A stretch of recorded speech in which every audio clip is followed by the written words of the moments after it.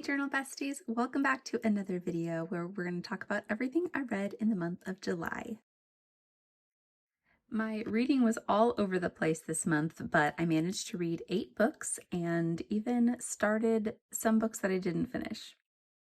So real quick, let's update my unread library since we're getting a little bit closer to that 50 book goal. Out of the 8 books I read, 5 of those were on my physical TBR. I gave Our Missing Hearts by Celeste Ng 3 stars. I gave The Compound by Aisling Rahl 4 stars. Babel by R.F. Kuang I gave 4 stars. The Dictionary of Lost Words by Pip Williams I also gave 4 stars. And The Bookwoman of Troublesome Creek I gave 5 stars. I also did a mid-year clean out and decided to unhaul a couple books. These are all books that I attempted to read and just wasn't vibing with the writing style, so we're going to take them off of the master list. We have Wilder Girls by Rory Power. This one I think is just too dystopian, and dystopian is not my favorite genre. Then we have Truly Devious by Maureen Johnson. This was recommended to me because I really loved the Natural series and Inheritance games, and I guess this is something similar. I've picked it up a couple times and just kept putting it down for whatever reason. It's really not gripping my attention. So if you loved this series, hype it up for me again. Otherwise, it's going in the Pango book pile. I actually have 2 copies of Woven in Moonlight by Isabel Ibanez, and I have tried to read this book so many times and I just lose interest.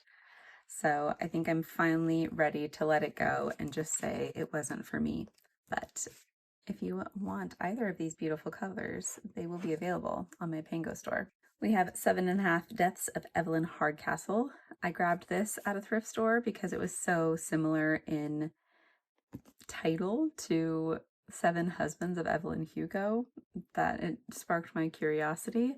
But I'm not too interested in the plot, and it's just been collecting dust on my shelves. So we're going to let this one go too. And finally, we have Arch Enemies and Supernova by Marissa Meyer, and I love her writing, but I think I'm just not interested in this superhero dystopian setting that these stories take place in. I would much rather read her fantasy fairy tale retellings. So these are also going to find a new home. Now that's looking much more filled in, and I feel like I'm actually making progress on my shelves because I can see the progress on my physical shelves. It definitely feels like I'm making a dent, but the way I have all of this spaced out here, I think it feels like I haven't made a lot of progress yet, but trust me, I am determined to clear 50 books off of my TBR and be under 100 by December. Like that just, I need that to happen. I had the absolute pleasure of reading The Gods Will Sing Our Song by Autumn Krauss as an early copy. I loved it. So we get to mark off the September book on our long-awaited list. And while I read this with my eyeballs, I don't have the physical copy yet, so I'm not sure what the spine looks like. So for now, we're just going to put in a post-it note to remember to fill in the spine later on in September when I get the physical book. I did not read anything from a series this month. In Book Besties, we read The Astral Library by Kate Quinn. And in Book Babes, we read Writers and Lovers by Lily King. Now on to my reading challenges. I'm really excited because we made a real good dent in my One Ring challenge. For the Dwarf Lords, I've been reading some historical fantasy, so I get to add The Gods Will Sing Our Song to that list. This story takes place right after Pearl Harbor, when the Japanese were interned in America. Then for magical realism, we have The Astral Library by Kate Quinn.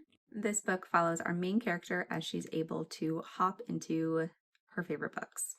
And then we have Babel, which is a dark academia setting with a very light fantasy element. So for this challenge, I just need to read an urban fantasy, 2 more historical fantasies, and 1 more epic fantasy. Jumping forward to bingo, I read 2 books on my bingo list this month. We have Our Missing Hearts and The Dictionary of Lost Words. For Our Missing Hearts, That's going in space N4. N, 1, 2, 3, 4.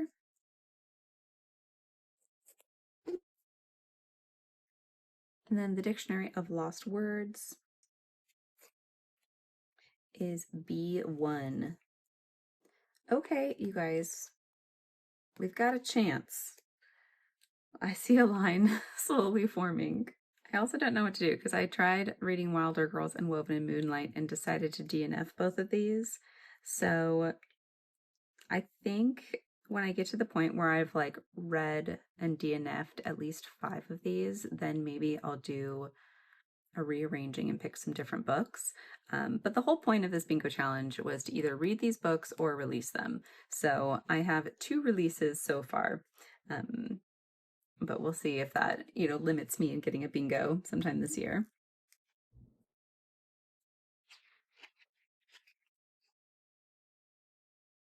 And then we have our adventure in Aldea. Last month I didn't have my little book image for June, so I read The Girl Who Fell Beneath the Sea for the June prompt. In July, the prompt was to read whilst on watch, read a book only in the PM hours. So we have The Gods Will Sing Our Song fit that because I read that mainly on my Kindle, and I read my Kindle at night. So that's perfect. So that is it for challenges. Let's bump ahead in the journal to our next blank space and set up for July. So my July theme is going to be inspired by these beautiful sticker sheets in the Sunflower Collection by Marigona Suli. I'm going to use this one as my main photo of inspiration and then use a mixture of the others in the rest of the design. And I'm actually going to save this little fox for one of my book reviews later on. I was thinking of doing something with this witch in the corner and then having more like build in more of the sunflower design over here and then just stamping July in the very center. I think that would look cute and simple. But I'm a little nervous because of my spread that I made for May. Started out that way and then it turned into this chaos. So we're going to take a little bit more time in laying it out before we stick anything onto the paper. And so I'm going to cut out each of the stickers that I want to use and then lay it out on the page. Okay, maybe something like this. It's just July in the center. Is that too much space here? Maybe I do less like of a perfect circle. Like it's just starting to look like a sticker sheet. But I feel like I always put the main piece of interest in the center, and then I can't use up as many of the other stickers. Okay, I think I'm going to start by stamping July, and we'll see what that looks like. I can always cover it up, so I think it's just too much. Okay, so I ended up taking a piece of origami paper to cover up the July stamps, and I think that really, really helped anchor the page and give something bold in the center that I could build around with washi tape and other stickers. And I really ended up liking the finished result. So now I can tell you about the books that I read in July instead of just talking about stickers. So I was in the mood for a little bit of a thriller, so I picked up The Compound by Aisling Rawle, which is kind of like Love Island meets And Then There Were None. Lily is a contestant in a reality show, and she's on a compound in the desert trying to be the last one standing in this house. And it's kind of just this expose on how far people will go to earn wealth and notoriety before putting in any effort into actual relationships with their friends and family. It doesn't have great reviews on Goodreads, but I personally really loved it and gave it a 4-star. Once upon a time, I was trying to get through all the Reese Witherspoon book club picks, so Our Missing Hearts has been on my shelves for a while. In this book, we're following Birdie, who is a young kid who is trying to find his mom. They live in a dystopian society where everything that is non-American is basically banned. So his mom is Chinese and a Chinese poet, and therefore banned from good society. So he goes to find her. It was okay. It was whatever. I kind of don't remember anything about it anymore. The next two books I read had a lot to do with different languages. So I'm pulling out all of my different script tapes because words are very important to these stories, so that could be a fun background. I have some pictures of the Babel book cover, cover art, and a diagram from inside the book that kind of references all of the different parts of the building. Torn out book page and some character art. This one here is from IEEBEE. It came in like a little pack of character art stickers. And I also just got this beautiful sticker roll too with a bunch of character pieces in here, and I think I also like this. So depending on how the spread goes, I'll choose which I like better. And then I have these little tiny stationery kind of stickers in between these journal girls, so I could use those. Then this lovely tape just has some torn paper and, again, little elements for layering. So I'm going to have fun with lots of layers in this spread. So Babel has been on my list for a while. I really enjoy R.F. Kuang's writing and was excited to read this one. I've been intimidated because it is a longer book, but I'm glad that I finally, have read it and experienced all that is Babel. If you don't know, Babel is a historical fantasy set in 1828 alternative London.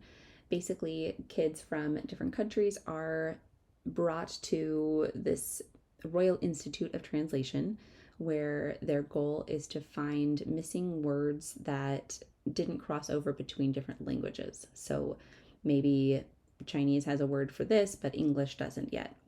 Those words are then inscribed onto these silver bars, and the action of doing that creates like these magical powers essentially. So kind of an interesting magic system. I would say the magic fantasy part of the story was kind of a minor part overall. It's definitely a character and plot driven story. It's also this internal battle for our main character as he has to decide between the school that he really loves. He absolutely enjoys learning languages and translating everything. But this power that he's giving England essentially is helping them wage war against his home country of China. So he's at this kind of internal war with himself. I really enjoyed the book's plot, but I didn't find myself very connected to any of the characters.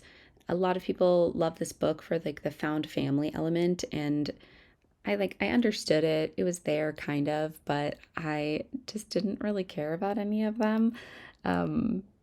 But overall, I still think it was a really lovely and well-written book. I would give this one a 4-star, but I didn't love this one as much as The Poppy War, which is another great book by her. After Babel, I went back to my bingo list to pick my next read, and I went with The Dictionary of Lost Words, which actually had so many similarities with Babel. First of all, it takes place in 1886, which is just 40 years after this imaginary Babel world, but also at Oxford. Our main character is also looking for lost words. So, kind of an interesting parallel, but in all other ways, very different stories. Our main character, Esme, fell in love with words as a child, watching her dad work on Oxford's scriptorium building the dictionary. Over her childhood and education, she begins collecting these lost words that she's not able to find in the dictionary because they were either excluded or just never added. She learns that words can have different meanings in different contexts and makes some friends during the women's suffrage movement who teach her a lot of words that are not appropriate for, Oxford's dictionary. So she just collects a whole box of all of these words. She eventually gets a job at the scriptorium where her dad works, but, she is a woman, so her ideals are not taken as seriously as that of a man's. So she does have some friends that help her out and get some of these words put into the dictionary, and the rest she saves as her own collection. But the story takes us through the women's suffrage movement leading up to World War II, and just really emphasizes how language, especially among women, evolves over time and per circumstance, and that one word could hold meaning for one person and hold an entirely different meaning to another. I thought this book was so beautiful, and I've never heard anyone else talk about it. So I really wanted to make sure it was on your radar because it's definitely one worth putting on your TBR. The next two books were my book club picks, and interesting enough, they also center around books and reading and the love of words. So there's a theme forming this month. First, we have Writers and Lovers by Lily King. This book was kind of a slice of life style book, which I generally don't gravitate to because I like a heavy plot. But this one actually did grab my interest towards the center, and it started to feel very relatable and heartfelt. We're following Casey, who is kind of just in a really rough season of her life. She hates her job, she has tons of student debt, and she's just overwhelmed by life. And then she loses her mom. So she's just in this really bad period of grief and doesn't know how to pull herself out of it other than just to wake up and keep living every day. So then these two men come in her life. One is the person that she thinks she probably should be with, and the other is someone that she has been with before and it's never worked out. So it's kind of an analogy for her life and what steps does she have to take to become the person she wants to be versus the person that she's been in the past. And it was really beautiful. And even though she's going through a lot of hard stuff, her friends are around her to support her. And it just felt very relatable and raw in a way that a lot of books I don't feel take the opportunity to get that deep. Then we have The Astral Library by Kate Quinn. And again, so many similarities. In this book, we follow Alex, who is in a really tough time in her life. She hates her job. She is in a lot of debt. She's, basically the exact same opening as Writers and Lovers. But in this book, we're going to add in a fantasy element. So Alex is basically saved by this librarian and given the opportunity to jump into her favorite books and to essentially live in a different book universe. Then, of course, there's the villains who want to put an end to this beautiful magical library, and they have to work together to fight them. I thought this was a really fun time. I've definitely read books with similar plots that were much better. But this one had a book dragon, so it has to earn some stars for that. I'll give this one 3 stars. Now let's move on to my first 5-star read of July, and that is The Bookwomen of Troublesome Creek. This is a story about the Blue people of Kentucky in 1936, specifically one girl named Cussie, who is part of the family that was actually blue. And this is real American history, guys. I'm not making this up. So for imagery on my spread, I had to go to the queen herself, Sibylline, and look through the illustrations that I've collected from her because she often illustrates people in different colors, specifically this beautiful blue. So I'm going to go with this lovely image of this girl with some butterfly wings because I think that perfectly represents our main character. And I took a picture and turned it into my very own sticker on my Leanne PixCut Pro. So that way I don't have to cut up my beautiful artwork that I've collected. So in this story, we are following Cussie Carter, who is a 19-year-old woman in the Appalachian Mountains, and she's the last living blue woman of her kind. It's a very rare condition, but she is treated lower than a black woman. She goes through a lot of persecution for being colored and being so rarely colored at that. But she finds her people in the Library Project of Kentucky, which is a movement to bring literature to the smaller towns within the Appalachian Mountains and teaching people literacy and providing them with medical knowledge and just having a passion for adventure. I really admired Cussie's character because while she had every reason to hide away, She embraced her life and lived it to her fullest and chased her passions. And during the story, we learned that her condition is called methemoglobinemia. I hope I said that correctly, which is when the red blood cells cannot release oxygen well, so the blood turns darker, which makes the skin look blue and her lips look purple. The doctors treat her with methane blue, which corrects this oxygen in her blood, and her skin is restored to a typical Caucasian color. And now Cassie is able to live as a white woman. So we get to see that duality between how she's treated as a woman of color and as a white woman. And Cassie goes through her own emotional journey of, letting go of parts of herself to embrace new parts of herself, and then also accepting the things that she feels makes her the most beautiful. I just really loved this story, and it was very interesting reading about this part of history that I had very little knowledge about.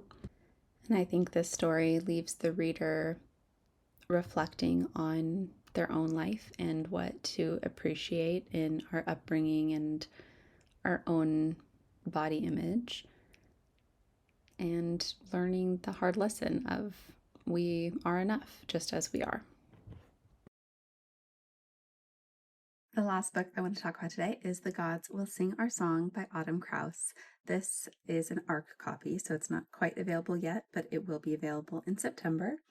And I was very, very honored to be able to read this early. I really enjoy her writing, and I was excited to receive this. I went through all of my stationery and I pulled out these beautiful illustrations from the Washi tapes shop. These come in like a big roll of a bunch of illustrations. I just cut them up for easier storage, but these are stunning gilded PET tape stickers, and I just love them, but I've never know when to use them because I feel like the character in this illustration has to match my book perfectly for me to actually use it. And I felt like in this case, these actually do. So I'm going to use this corner of the sticker for Wren.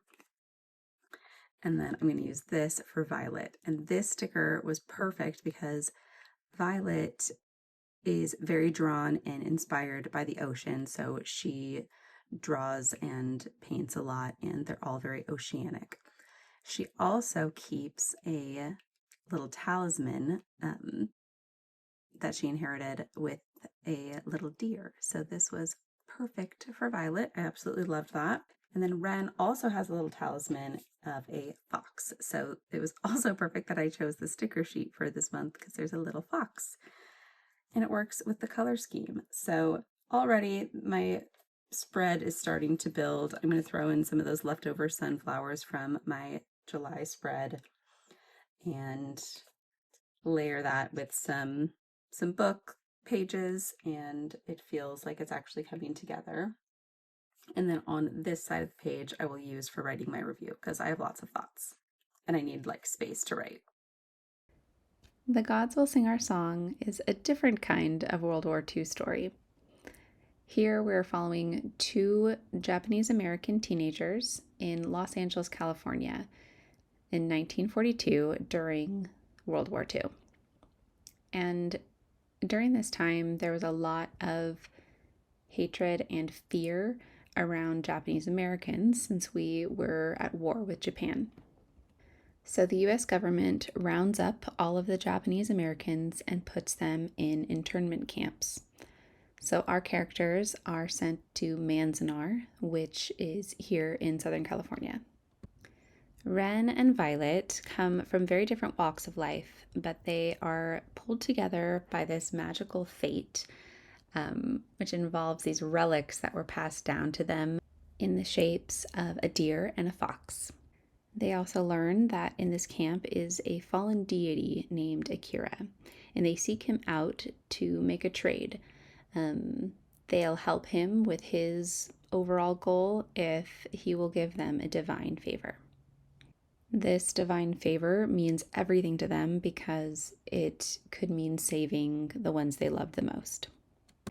And then wrapped around this fantasy plot, you've also got amazing historical fiction elements and a very sweet romance, which was all inspired by the author's own grandparents.